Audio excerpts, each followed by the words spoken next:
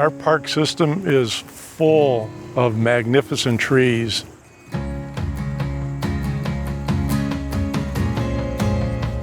These guys are 100 years plus proven that they're well suited to be growing here in Pittsburgh.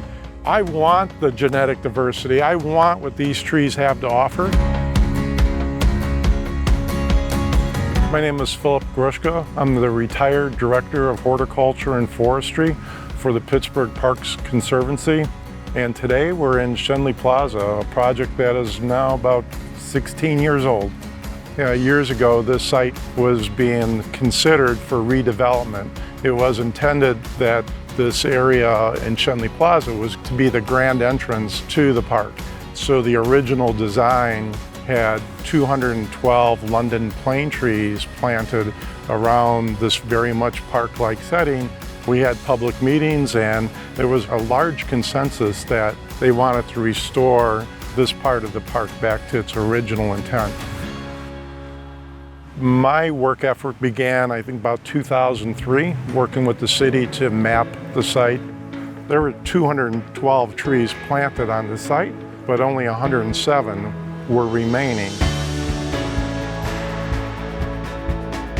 The London plane tree is a cross between our Native American sycamore and the Oriental plane tree. Anthracnose, which is a leaf disease, attacks our native sycamore and it causes the new leaves to fall off. The bridge right behind where we're sitting, down in that hollow, there are 2 native sycamore trees. I was walking across that bridge and I looked down and I saw that the anthracnose disease had removed all the leaves. And I'm looking at all the London plane trees and all their leaves are still on the tree. I said, now, if anthracnose is over there, it would be here too.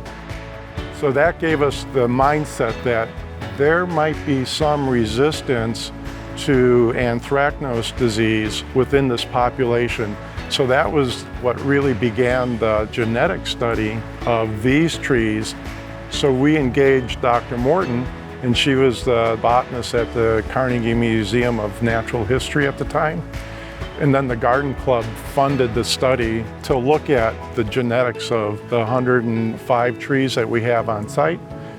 And then we collected germplasm or leaves from nurseries out on the West Coast. And so Dr. Morton runs all those through her analysis procedure.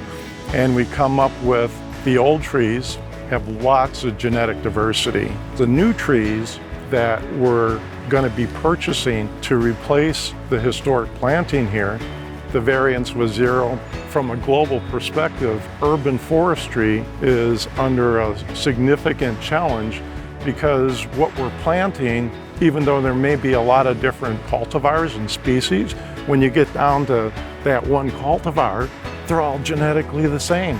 So the resilience within the urban forest is diminishing quickly. As we can see with this site here, they planted 212 trees. They have about half of them left. And if they were all genetically identical, we wouldn't have any of them. And that's the problem that we're facing. Our park system is full of magnificent trees. These guys are 100 years plus proven that they're well suited to be growing here in Pittsburgh.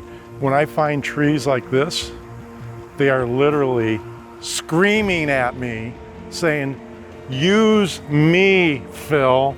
We need to be collecting seed from these trees and propagating them. And that's where the horticultural industry is missing the mark.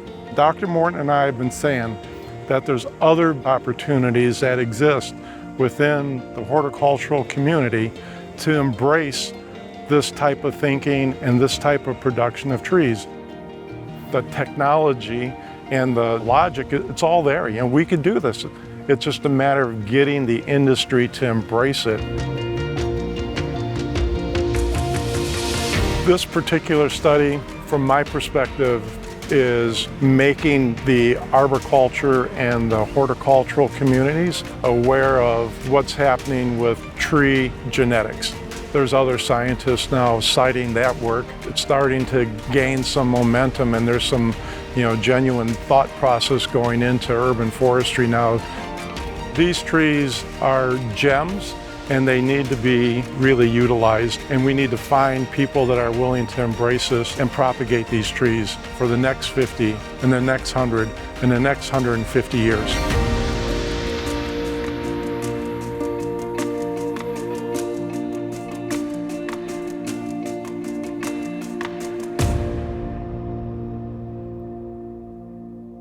This video is made possible thanks to the Margaret Ritchie R. Battle Family Charitable Fund.